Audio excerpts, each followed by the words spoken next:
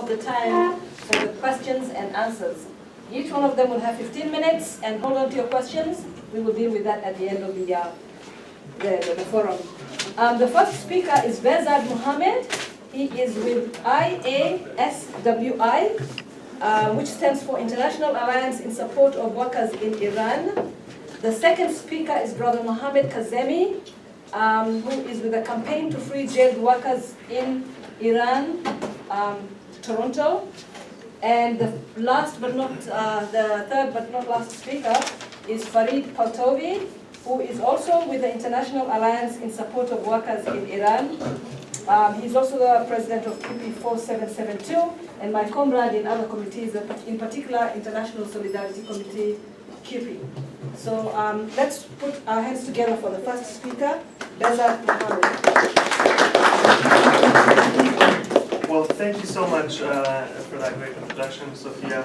Hello, everyone. It's truly an honor and pleasure to be here with you today, and in the presence of so many labor activists, some of whom I've learned a lot, and the rest of you. It's great to meet you all, and I look forward to learning from you and having a great discussion today about the presentation on as Safia said, the entire presentation will take about 45 minutes. If I just take a minute to describe the outline of the presentations, I'll be speaking about 15 minutes or so.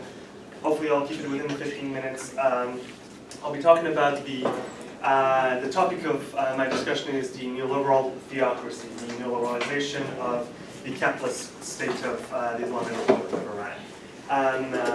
In my discussion, I'll be mainly speaking about the neoliberal reforms that has taken place in the past few decades in Iran, but particularly after the election, the so-called election of President Rouhani.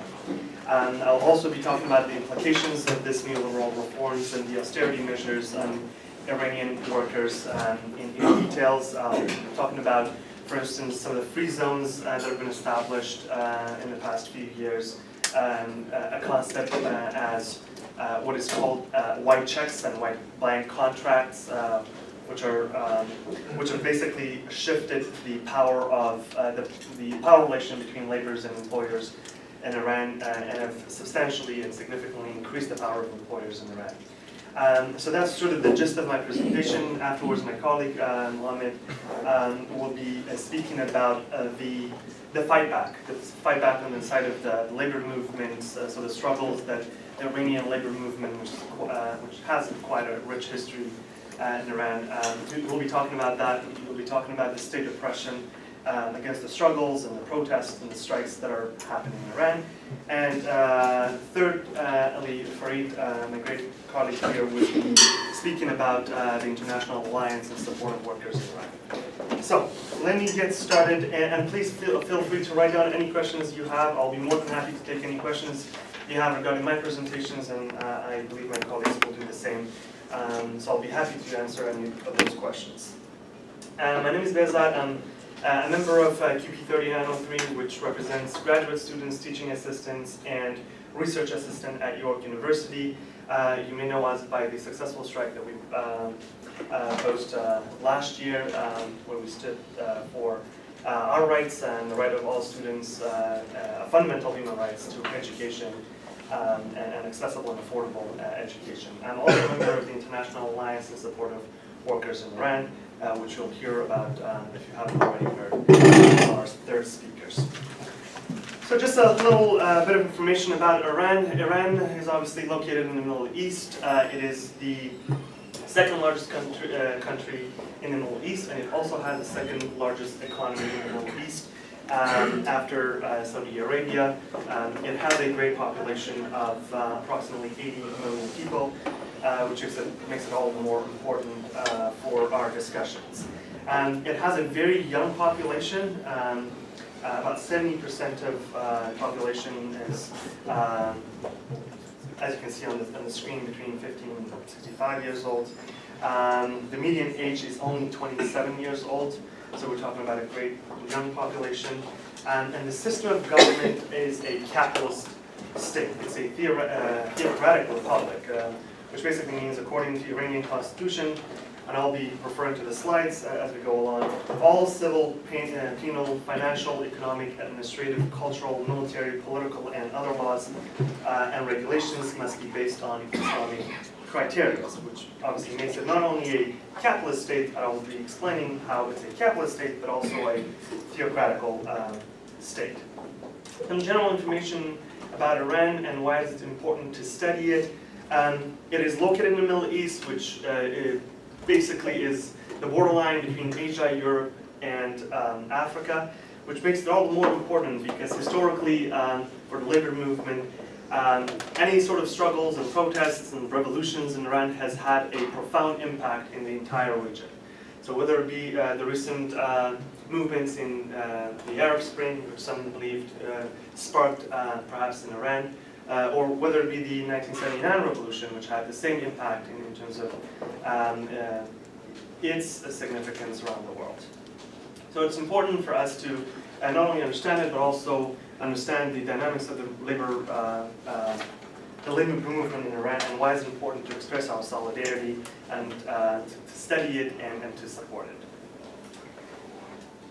Okay, so Iran's political and economic system, the Islamic Republic of Iran is a brutal anti-worker capitalist state. In recent years, it has adopted neoliberal austerity measures, which are dictated obviously by the Western capitalist countries. Iran's social policies is based on state control of the political system, repression of individuals and collective freedoms, as well as denying the fundamental human rights of not only workers, but also women, children, and other segments of the population.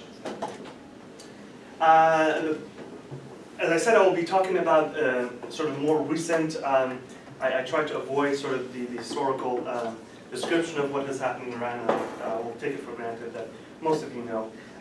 The so-called election of President Rouhani was the result of the financial struggles and stagnation that was taking place in Iran, obviously due to some of the strict and severe economic sanctions that were posed to Iran. Rouhani's administration came to power on the promise of basically removing these sanctions based on the negotiations and sort of the so-called removing these sanctions in order to bring economic prosperity to Iran. Rouhani actually got elected, although we don't really recognize the election as being democratic, fair, or by any measure, by the least standards that we can consider. But Rouhani actually became the agent of neoliberal reforms in Iran. Now, that's not to say that neoliberal reforms weren't taking place under the previous regime, under Ahmadinejad's or under Rafsanjani's. Actually, under President Rafsanjani's, who was in power in the 1980s, the neoliberal reforms had already started taking place. So massive privatizations, removing, sort of taking the country, taking the government outside of the sort of the economic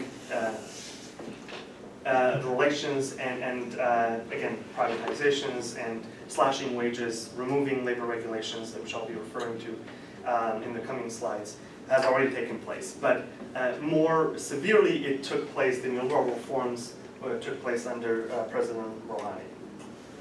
Before I talk about how the sort of implications of neoliberal reforms in Iran and how neoliberalism reforms have taken place in Iran, I'll be talking about sort of briefly about what neoliberalism is and what I believe it to be. Neoliberalism is the current social and economic and political ideology of global capitalism that operates on the basis of free market philosophy and trickle-down economics. It has multiple pillars and multiple elements, but the most important ones that I thought for this discussions was the rule of the market, basically inserting market philosophy, inserting market ideology, the idea that markets know best, and that the state and the public sector should not intervene in the matters of economy, sort of goes to the heart of neoliberal politics. So that is sort of the gist of what the role of the market in deciding public policies, matters of investments, and so on. Cutting public expenditure for social services, so whether it be investment in sort of so-called soft investments, cutting down costs of education, healthcare, housing, or whether it be like sort of more hard investments in terms of removing investment in infrastructures, roads, bridges, water supply, is also part of the neoliberal ideology. Do regulations of the market, so removing all sort of tariffs, making sure that capital moves around as easily as possible, but on the other hand, labor does not have the same power, making sure that all labor regulations are removed, so the capitalist class can do what it wants really as freely as possible. Getting rid of all safety laws, for example, that's also part of the neoliberal agenda. Privatization, so all state-owned enterprises and factories and public services are supposed to be privately invested in and privately owned and operated. That's part of neoliberalism as well. And eliminating the concept of the public good or community. So very famously, Margaret Thatcher said that there's no longer a society, there's only individuals, and there's no such thing as public good, there's only individuals' freedoms and individual rights that has to be protected. Now, arguably, they cannot even protect individual rights, but that is the argument.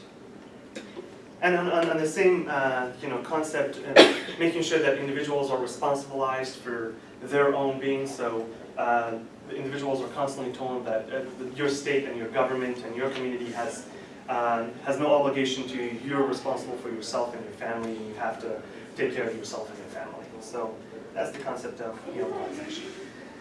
So the election of, and now I'll be talking about how that concept, the concept of neoliberalism, has taken place in Iran, because neoliberalism takes different shapes and forms, and it has different contingencies, and wherever it goes, it operates within certain elements.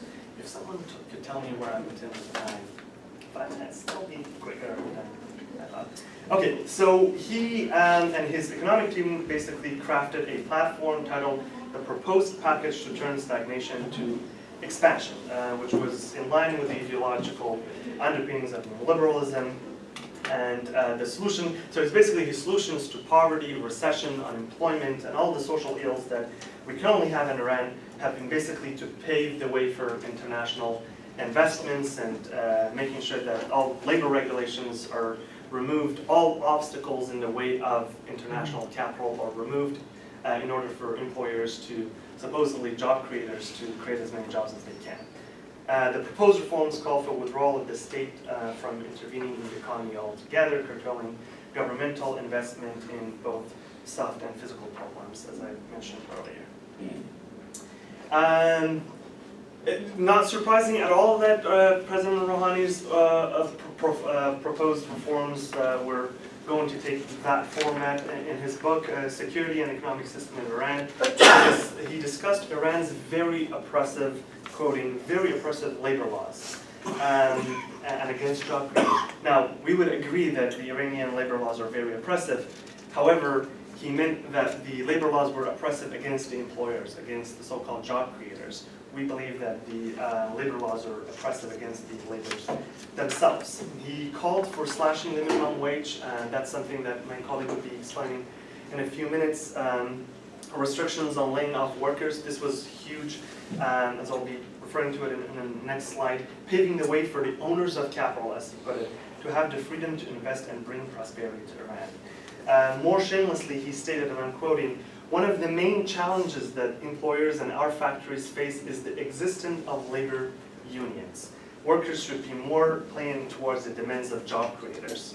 So you can sort of really summarize his entire philosophy, and you can see the impacts of neoliberal politics in his way of thinking, in his way of governing, and really in that sentence, believing that the unions are to be blamed for the economic recessions and depression in Iran. So what were necessarily the agenda? And he also, in one of his speeches that I was reading, he claimed that the state must stay out of the economic activities and place those activities at the disposal of the private sector. You wouldn't believe, but President Reagan and Margaret Thatcher in both the United States and England in the 1970s were basically arguing the same thing. They're saying that the government that governs the least is the best form of government, and the government then the only way for the government to help the economy is to really stay out of it. So would not be surprising that Rouhani also took the same thing, same approach to governing. He was actually a graduate of Glasgow University in Scotland. So what were the specific neoliberal reforms that took place in Iran? I know I'm running out of time, so I have 2 minutes, I'll be pretty quick. For the rest of the things, the expansion of free zones, this is something really important. These free zones are basically economic free zones. They're geographical areas where any regulations, more important labor regulations, are completely removed.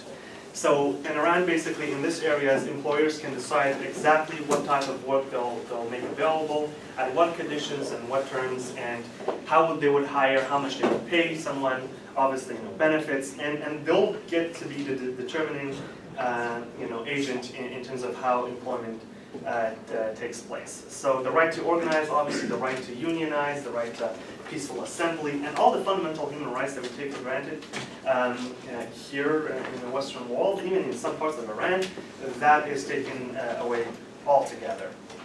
And these are just a map of where all these so-called free zones take place. Just compile the map of this. Blue is special economic zones and free trade industrial zones.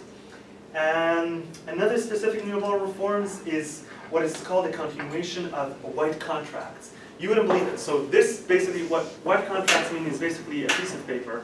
It's called a contract. And the workers are supposed to sign at the bottom of that contract. And my time is out, but I'll be 1 more minute. And the contracts are basically signed by workers, and the employers will decide what the terms and conditions of employment is after the employment has started. So literally, the workers are without any rights to negotiate even their wages, without sort of discussing minimum wage and sort of benefits, anything of that sort. On top of that, they're also the workers are also mandated to sign white checks. White checks are basically again signed by the workers in case they have any demands from the employers. They threaten that that white check would be taken to the bank and would be cashed at the amount that the employers will decide. So, and that way it's just a method of threatening workers to not have any demands. I will finish my presentation by simply really, that one slide is really getting rid of all labor protections. Part of, again, the neoliberal agenda is really getting rid of all the rights that the Iranian labor history has struggled for decades. Just 2 instances that and I'll finish my presentation with this, is in 2000, and this is before the Rouhani got selected, or elected as they would call it, the Iranian parliament exempted workshops employing 5 or less workers from any labor regulations. That meant 3 million workers did not have any rights according to the parliament. In January 2003, it got even worse, because 10 million, any workshop hiring less than 10 workers, which is a huge number of workshops in Iran. As you can see, the numbers, 2,000 out of the 450,000 workshops at the time were not covered by that legislation. Obviously, that overwhelmingly impacted women workers. So just a very short presentation. Thank you for listening. I hope in the little time that I had, I could give you the most information that I could. I really appreciate it, and if you have any questions, I'll be more than happy. Thank you very much. Our next presenter, Brother Mohammad Kazemi, and I will be flashing the time as you go along. So. All right. Okay. Thank you so much, friends and comrades, for attending our workshop. Before I start my presentation, there are some pamphlets about labor movement in Iran, and also there's a resolution in support of workers in Iran. Please sign and then take some of those pamphlets. In a few minutes that I have, I would like to talk about the labor movement, including the significance of a strike, teachers' participation in labor movement, especially the recent years' working economic situation, workers' independent organization, jail workers' situation, and eventually workers' struggle and achievement. Soon after the Islamic regime of Iran took the power in 1979, it announced that the strike are forbidden. Those friends who speak Arabic are familiar with the word haram. Haram means forbidden. At the same time, it has a religious connotation, which means those workers who go on a strike commit a sin. In spite of all these restrictions, workers in Iran have been using the strike as a tool during all these years that the Islamic regime has been in power.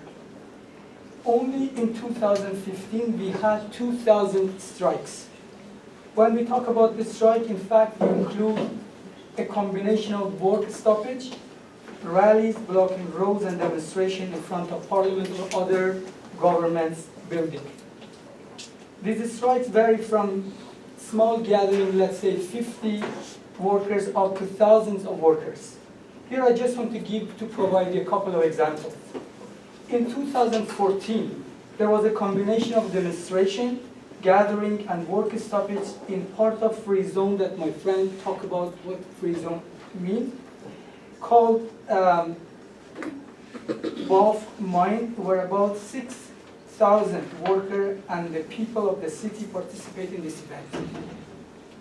What was very unique and at the same time was very interesting or very exciting was the participation and the support of the family members, especially the wives of workers. The strike was so powerful that one of the authorities said that this event has turned to a national problem. Here's another example.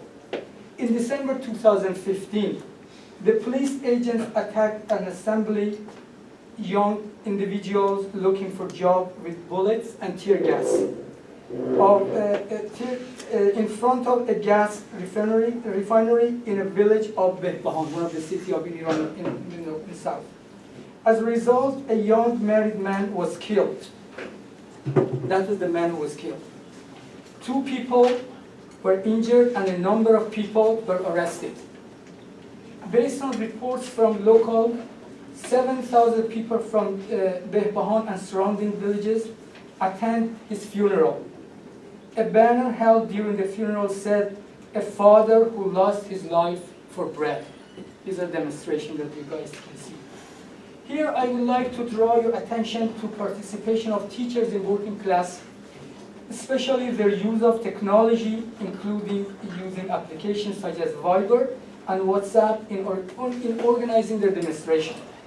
In recent years, we have seen teacher demonstration in many cities at the same time with almost the same demands. Demands such as freedom of political prisoners, free education and wage increases.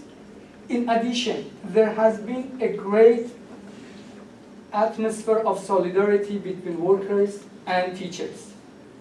On April 29, 2016, this year, Jafar Azimzadeh, one of the leaders of 40,000 signature petition, which was the tactic on an increase in wages, and Ismail Abdi, who is one of the protest leader of teachers, started the hunger strike in jail.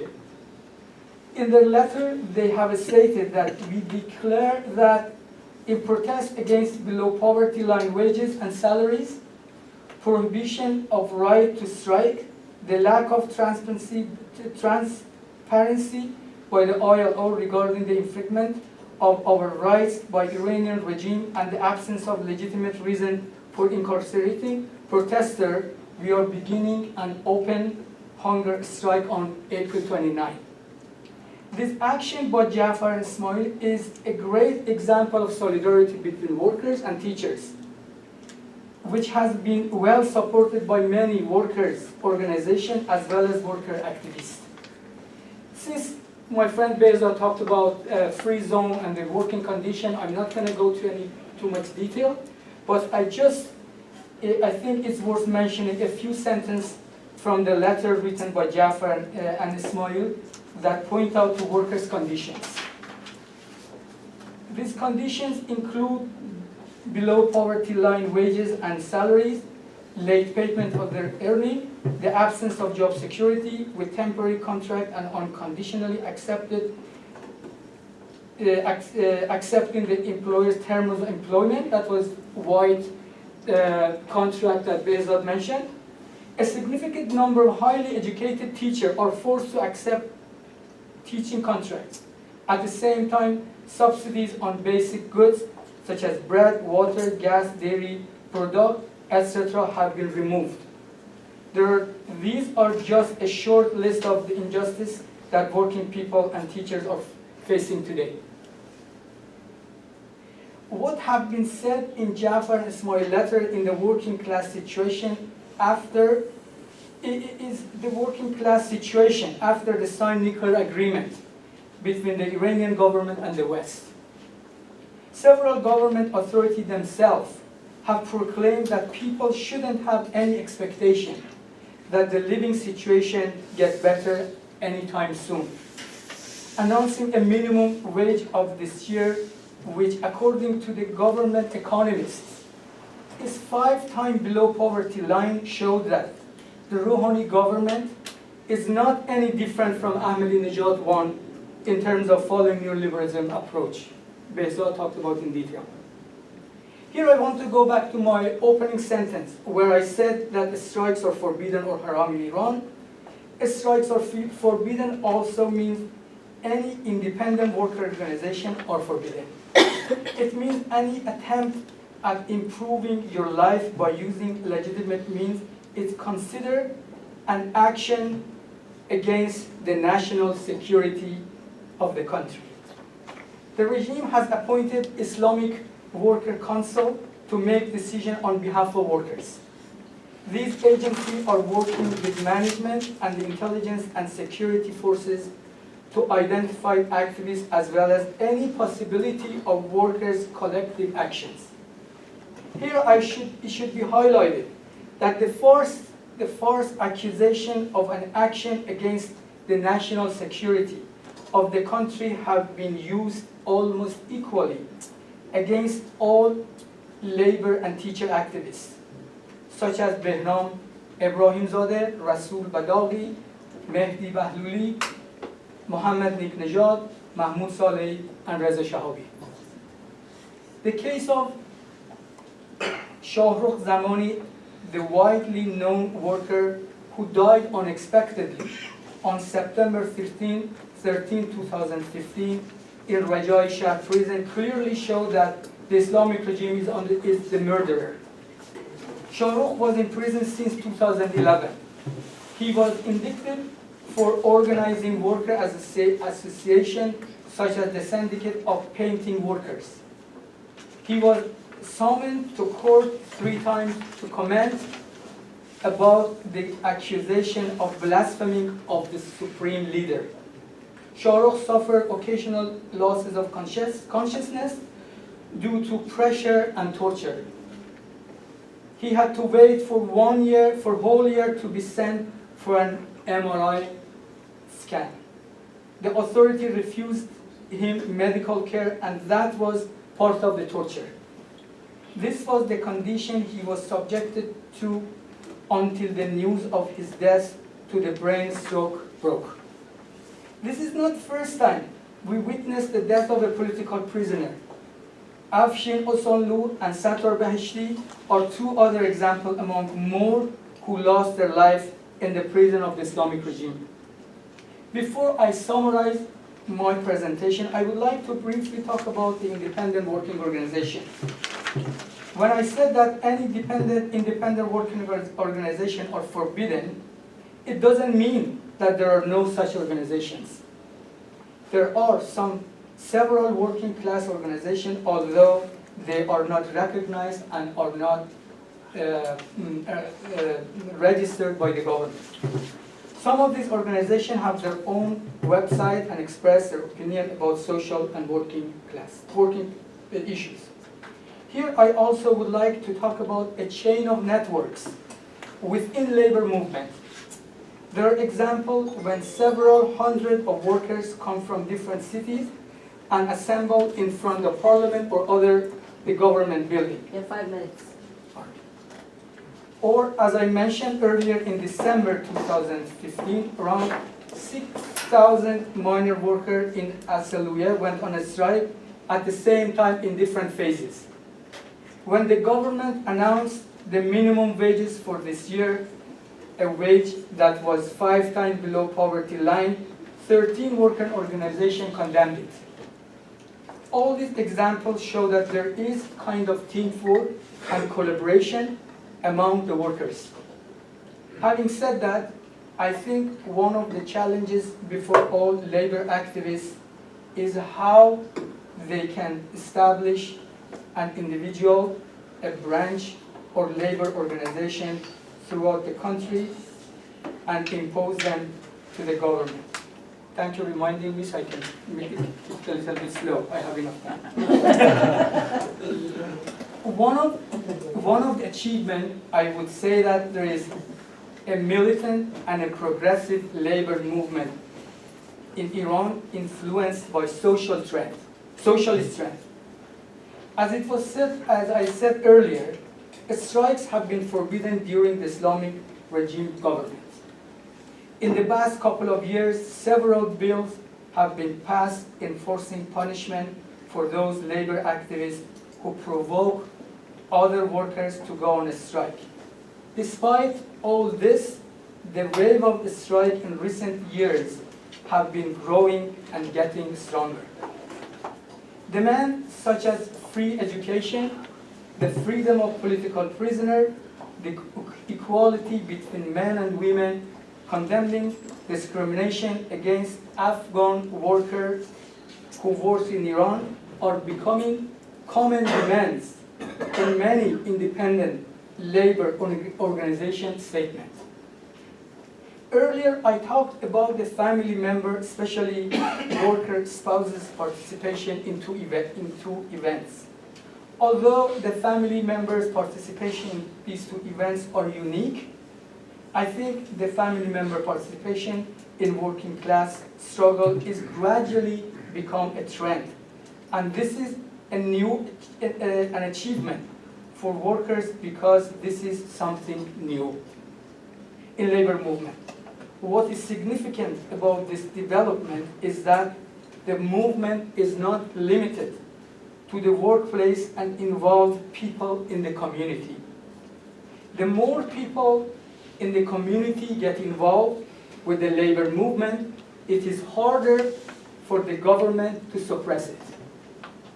One of the other achievements, in my opinion, is that the labor movement in Iran is being more and more recognized by the labor movement in abroad.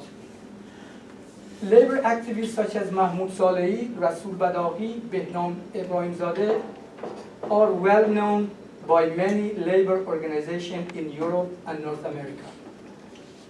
At the end, I would like to say thank you to all labor organizations who responded to organizations such as Campaign to Free Jail Workers and International Alliance in support of workers in Iran when we needed your support letter and other support. And please continue your support. Long live international solidarity among workers around the world. Thank you very much, brothers and sisters. I mean, this is a very thought-provoking presentation. It's what me and Behzad do every day on the streets of Toronto, but in Iran, you go to jail and you get imprisoned for doing what we do every day on the streets of Toronto, for saying we want better wages, we want more freedom, we want to work, and fight for our rights and, demand rights for the working class and the working people. But thank you very much. We need to reflect on these things, and there should be that international solidarity amongst workers of the world. The next speaker is our brother, Farid. Put your hands together for brother Farid. Sorry, I want to make sure that I'm sticking to the third part of this. Welcome everyone. Thank you so much for attending this workshop. I'm going to be talking about the third part, and I'm going to be a lot critical after all the thank yous that Comrade Mohammad said, and I'm going to continue with all the thank yous, start with all the thank yous. especially like as a CUPE member and member of International Solidarity Committee, CUPE Ontario. I support the way that CUPE has been organizing, run like more grassroots committees, like elected members that actually form committees, and the way that these international solidarity committees in different provinces, they try to engage more members, as opposed to more like top-down approaches. But also, like thank CUPE National, Canadian Union of Postal Workers for the support, and so many other organizations internationally for the work that they've done, including Labor Starts work, the online campaigns. But my focus is going to be a lot critical around, around some of the challenges that we face throughout the years doing international solidarity work. So here it says that what the document that Partovi is distributing is really a draft in English, actually. So, I mean, the English is very raw, and it may going to be maybe edited, so it's not posted online yet. The Farsi version is even posted online, so, but just for your information. It's good to have it because it really highlights some of our key positions. Here I say that I'm going to be talking about the challenges, like both opportunities, but also the work and challenges around international solidarity work. Again, some of the opportunities been on the national level that we've been doing. We've been in existence in 1999. We started in Canada, but now we have about 7 branches in different parts of the world. Where we work on the ground level, in each country, we see lots of opportunities. Working with different unions, non-unions, labor activists, progressive organizations. We are coming from a very progressive, like anti-capitalist, socialist background. All of our members are either back in Iran, they used to be labor activists, labor leaders, labor organizers. Many of them are very well known, like old workers leaders in Iran during 1979 revolution. And then some of them, like myself, who've been labor organizers, community and activists and community organizers in different countries. So we're coming from that progressive background. So we don't limit ourselves in terms of our work only with the unions. We think that the international solidarity work goes beyond unions, because unions are, like even in Canada, maybe they're about 30% of the workforce, and so many other parts of the world, so many organizations are doing really great work. One example is our common peer from Australia, Australia Asia Workers Link, a worker link that is doing really great work, and they work with unions, but also work with lots of other progressive solidarity organizations. Challenges. One major challenge in Iran, federations, like a federation such as ITUC, International Trade Union Confederation, or WFTU, World Federation of Trade Unions. I don't know how many of you know about these organizations. Like, how many actually know about ITUC? Okay. How many know about WFTU? Not some, like probably less than half. So that also shows that, I mean, in terms of the kind of influences they have, but also the invisibility also they have, or maybe sometimes even the irrelevance to the international solidarity work. We've done so much work historically with organizations such as International Trade Union Confederation. Our relationship is not that great. I don't want to get into that. But what I got, the conclusion that I got is we have to, the international solidarity work, we have to diversify the kind of work that we do. So we're not actually relying on one federation here or one federation there for international solidarity work. Because the moment that your policies and your positions are too progressive for them, or too left-wing for them, or maybe even too right-wing for them, I'm not sure. I mean, they have the powers to actually shut you down, control some of the work that you do, find their own way to do their own way of work, as opposed to recognizing the groundwork that's happening back home. Right now, some of these organizations, even organizations such as Bus Workers Union in Iran, the most famous independent workers union in Iran, has been paying hefty price for the last 10 years. They've been challenging some of these international federations and passed 2 years. And they've been facing silence by them, they've been facing disregard by them, and that's not acceptable. I want to be as controversial as possible, because for this kind of work that we do, we don't need gatekeepers. We need people who are really looking for real international solidarity work. And the real international solidarity work is happening on the ground when people actually go to jail. They actually get executed, tortured for years and years, and they're risking their lives. They're not paid staff, they're not paid organizers, So we are working very closely with these kind of activists. And then what we need internationally from some of these international federations, that to be mindful of that, and then put aside their own way of looking at international solidarity, which is very narrow, very bureaucratic, very top-down, so many times behind the closed door. I think they need to be critiqued. And I know there's been other people who've been critiquing. It hasn't been coming from us, because we don't usually get into this for the past 20 years, or maybe more, way more than that. For the past 30 years, we've been doing international solidarity work without making any claims, without critiquing, many of these organizations. But I think that it's important that also we have to forcefully also critique different international unions. Another one is WFTU, World Federation of Trade Union. That was part of the Eastern Bloc during the Cold War. So during the Cold War, ICFTU was part of the Western Bloc, WFTU was part of the Eastern Bloc. They continue with this same type of mentality that we are still in the Cold War. So WFTU still has very close relationship with the Islamic Republic of Iran. They actually accepted the Islamic Workers' Council Workers' House, which is the most aggressive anti-worker organization in Iran, as a member of their organization. So right now, Worker House is an affiliate of World Federation of Trade Unions. Why? Because they think that the Islamic regime of Iran is anti-imperialist, which they're not. They think that anyone who says that U.S. is bad, they're actually progressive, which they're not. They're not anti-imperialist, they're not anti-capitalist. Their policies are very much in line with the U.S. imperialism. It's a very aggressive capitalist state, what's happening in Iran. So WFTU is another problem. Back to ITUC, they're trying to actually, they issued a statement, their Asia and Pacific department issued a statement recently saying that because Workers has been affiliated by ITUC, maybe we need to actually have another affiliation in Iran, and they chose something called the High Society or High Assembly of the Workers' Representative, which is a pro-Ahmadinejad, quote-unquote, worker group.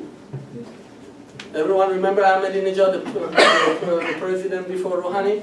And Ahmadinejad is the president who actually cut back on all the subsidies in Iran. So he was as aggressive neoliberal as Rouhani is. So these kind of things that are happening are problematic, and it's really undermining the kind of international solidarity work that we do. We have to make sure that international federations, they don't have their own agenda when it comes to supporting international solidarity work. They have to respect workers' self-determination in the countries where they're at. And it's very important. And workers' self-determination, that's where we get. The messages that we get and every position that we've come up, including in that statement, we've consulted each and every item in this with the workers' groups in Iran. And I can stand with that, and I've been around, perfect, thank you. I've been around, I can stand with that any other time, that why each and every one of them is very important for the workers' movement in Iran. I'm going to get to the next issue. Labor study here, Eric is here. We've done work with labor stuff throughout the years. I think that in labor start campaigns been very effective, but then at the same time we oppose Eric's position on BDS strongly. I think it's not something that he doesn't know, but we think that it's very important as Iranian labor movement. We are very much pro-Palestine, and we are condemning the Israeli apartheid. And it's very important that we wanted to distinguish that when we come to these kind of workshops, or the use of labor study, which is important too for international dissemination of information, But at the same time, it's very important to recognize that many of us, in countries such as Iran, have a strong solidarity with the labor movement in Palestine, and many of us are supporting BDS movement, and that create a compromising position. I'm going to give that example because it's good. It's a feedback that is important to know. I think Labor studied a recent campaign on Ismail Abdi and on teachers. Ismail Abdi is one of the teacher leaders in Iran. He's in jail.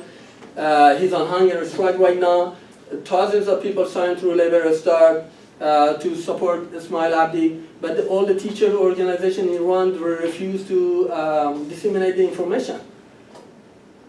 All the teachers organizations in Iran, they said that they're not going to actually promote that campaign just because of these. So I think that my feedback to Labor Start is to also consider some of these as well. It may compromise some of the good work that they do when there's no clear policies around these kind of issues. I'm going to run to the next one. AFL-CIO Solidarity Center. Why I'm talking about AFL-CIO Solidarity Center?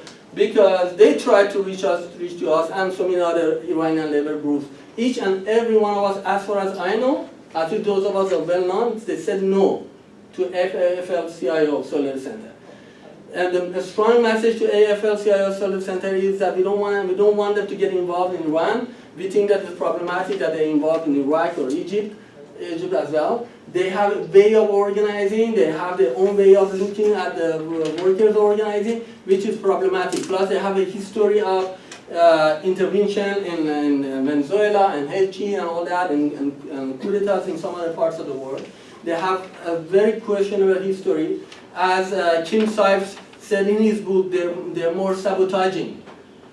Their work is sabotaging, they're not helping, they're not contributing to international solidarity. Plus 90% of the funding comes from the US government and the National Endowment for Democracy, which totally not acceptable, and it can actually put activists in countries like Iran in risky and situation. They can be exposed to jail and imprisonment and prosecution.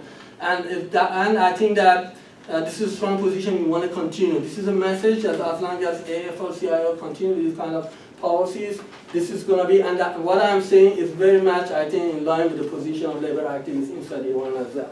And the last part is about ILO, International Labor Organization. So every year, like May 30th to June 14th, is ILO conference, annual conference happening in Geneva.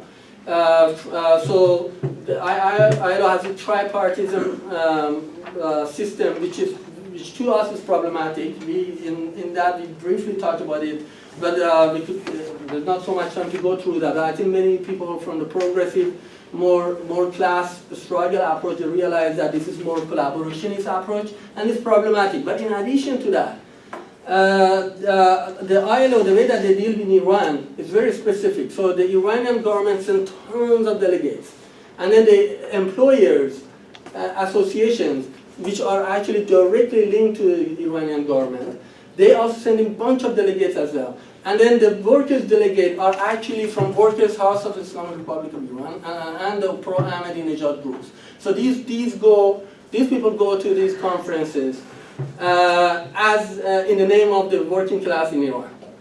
And ILO takes them. Sometimes they give them even position within the ILO governing bodies, and that's absolutely not acceptable. Every year, every of these organizations, including Haftape sugarcane workers, bus workers, they issue public statements condemning the participation of government-sponsored organization in the name of workers. And the same thing continues with ILO, and many of the international workers' bodies, they're not doing really much to actually pressure that and oppose that and fight back against that. So when it comes to undermining, there's so many level of undermining. When it comes to supporting, we have good support, like resolution with so many unions throughout the history, and it's important to continue that kind of support. I think we need to work more towards building worker-to-worker solidarity in every country, and also not to stick only within unions, but also broadening with more progressive forces around the world as well.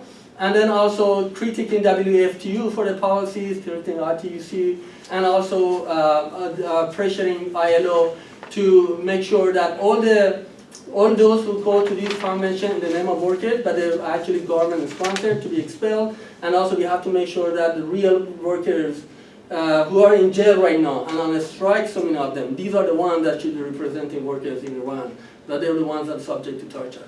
Thank you so much. Sorry, I'm rushed.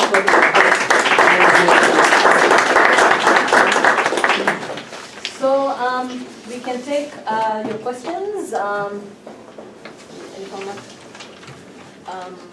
Anybody else? 1, 2, 3. Who do you want to address your question to? Actually, sorry.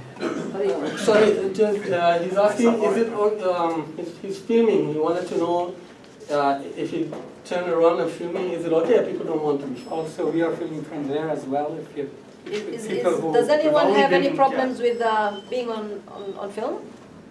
No. Okay. Thank you. First question? Yeah, actually, in my understanding, Iran has some of the most stringent censorship measures in place for internet and use of social media. Given that, is it even possible to organize labor and in general, say masses, via use of social media, something we saw in Arab Spring, specifically in Tunisia? I know you mentioned about use of WhatsApp and Viber in your presentation, so I was just curious to understand more about that. Sure. It was actually my colleague who mentioned it, so I'll let you Sorry about that shortly after. But yes, from my experience, yes, the Iranian population is actually happens, as I said, the median age is only 27 years old, and they're very tax heavy. So once an application is restricted, and you're right, the censorship on the media, obviously the media is state-owned, but the censorship on use of internet even is very strict. So when it comes to restricting access to even mobile applications, computer applications, the government is after those applications as well. But because of the nature of the struggle and because of the brilliance of the young people in Iran, this application, the work that the young people do with this application is constantly on the change. So once the Vibers, for example, is now restricted, a lot more restricted than it was before, now they've changed to an application that's called Telegram, for example. Where they use that application, and every 6 months or a year, they come up with a new application where they can communicate through it. But as far as I know, Telegram is now is very popular in Iran. And at the same time, I want to add that it's the government, of course, they can censor, but the people, and especially young people, they know how to break. So it's happening all around the world. So for the government, it's really, really a big challenge. Thank you So for the good question. second question came My question is for Behzad. I am puzzled why the Iranian government decided to go the route of neoliberalism. Is it because they want to play catch up with the lifting of the sanctions, number one? And my second question is, surely this approach must be sanctioned by Khamenei, Ayatollah Khamenei, the supreme leader there? My third question is it even Islamic? Because according to some of your presentation, the part where they say they do away with caring for the community, the weaker members, the more vulnerable members of our community. Now, I grew up, I was born and I grew up in Malaysia, so I know a little bit of Islamic traditions and culture and all that sort of stuff. So is that even Islamic? So I mean, in adopting this neoliberal agenda? That is a wonderful question. Thank you for that. And it actually gives me the opportunity to go back to a slide that I never got the opportunity to speak about. Yes, we on the left, and many of it's the consensus of many labor organizations that the Iranian regime from the very beginning was actually a regime that was not demanded by the Iranian people. So from the very beginning, the Iranian revolution was majorly influenced by leftist and labor organizations. So, for example, in 1979, it was the labor and workers in the oil refineries where they basically shut down the oil pipes and they completely halted the economy for a few months and completely crippled the previous Shah regime. So the left movement has had a profound impact in sort of the revolution. We believe that the revolution was hijacked by the Islamic forces, and some of those Islamic forces were actually supported by the West against the left. This was the sort of the Carter philosophy that you would, where you can, you have to support whatever forces that is against the left. In this case, it has to be the Islamic forces. Now, it turns out that, as is with the case in Afghanistan and the case with other parts of the world, after the West had helped the Islamists to come to power, Islamists had taken a different turn in terms of supporting with the West. Now, someone with any other government, there are different forces within the Iranian government. There's the Khamenei and the hardcore Islamists, and there's also the so-called reformers. And in essence, they have many things in common. What they have in common is basically suppressing and exploiting the workers and the people of Iran. But when it comes to social policies, they may be different here and there.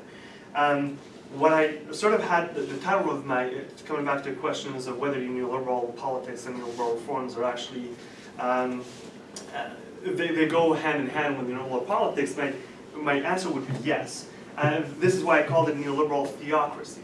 And I think the two ideologies, while they're different, they have many things in common. One of them being, in theocracy, we believe, like, religion, everything in the hand of God. The God determines everything, the social policy, the civil, as I said, the system of government. All civil, administrative, legal, political, and social policies are according to the Islamic rule, the rule of God.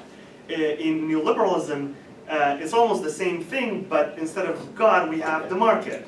Right? The market knows best. The market knows how to run the economy. The market knows how to, in what part of the economy to invest and what part of the economy not to invest. So the government is told to shut off, the people are told to shut up because the market knows best. This is why the President Mohammadi said that the government should just get out of the business of the economy, because the market knows best. The logic of the market, the trickle-down economics, the invisible hand of the market is supposedly solving everything.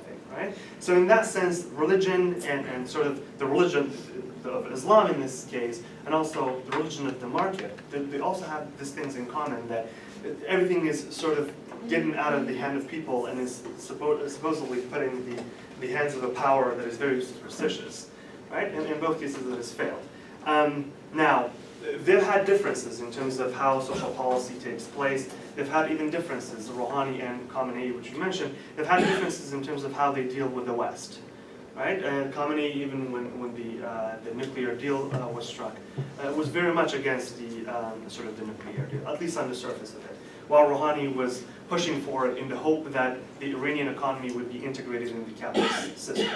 At the end of the day, I think the reforms that has taken place, whether it be the Islamists within the Iranian governments are really not concerned with following, what is sort of Islamically right necessarily. Some of them are, but they're interested in how they're able to keep their power and how to continue exploiting workers and how to continue suppressing and repressing the Iranian people. So, thank you, brother Behzad. Just in the spirit of getting to everyone and the very few minutes we have, I'll take about 3 questions all at the same time, starting with the gentleman here. And if you could all 3 of you ask your questions all at the same time, and then we can get back to the answers. Expose the current situation of the working class in Iran in the context of the recently signed nuclear deal with the U.S. Anybody can answer that. No, but you're not answering right now.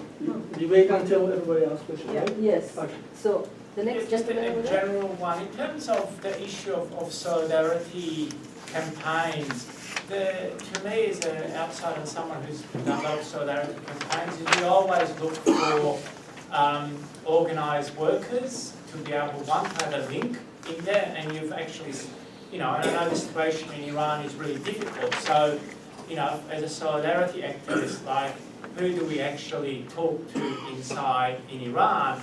And secondly, often there has to be a company or a sector or